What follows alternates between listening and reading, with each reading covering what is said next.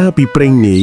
មានកណ្ដោះតូចមួយដែលដើរលេងពីសវាលពីសកាលទាំងងងុយគិតតែពីស្រមៃ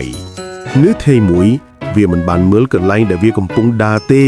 ហើយបានឃើញខ្លួនឯងនៅចន្លោះក្រញាំរបស់សត្វតធំមួយសត្វតដែលជាសត្វសាហាយនិងគួរឲ្យខ្លាចបានក្រឡេកមើលទៅកណ្ដោះតូចកូនកណ្ដោះតូចនេះមើលទៅហាក់ដូចជាអស់សង្ឃឹមនិងភ័យខ្លាចខ្លាំងណាស់រហូតដល់សត្វតមានចិត្តអាណិតវាសត្វតបានបិទក្រញាំរបស់វា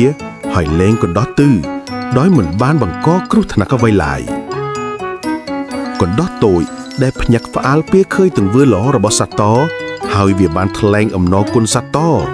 វាបាននិយាយថាខ្ញុំនឹងមិនភ្លេចរឿងនេះឡើយតអើយខ្ញុំនឹងធ្វើជាមិត្តរបស់អ្នក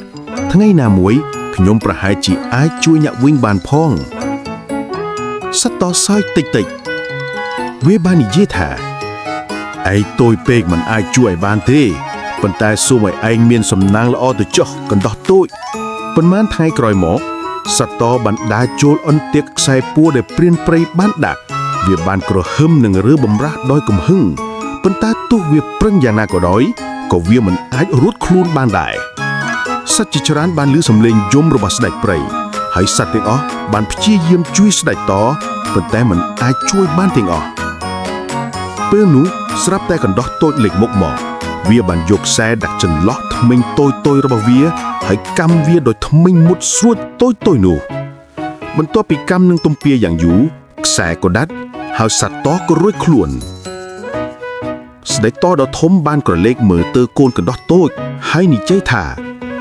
អរគុណកូនកណ្ដោះឯងអាចតូកប៉ុន្តែឯងក្លាហាននៅពេលដែលខ្ញុំជួបនឹងរឿងភ័យខ្លាច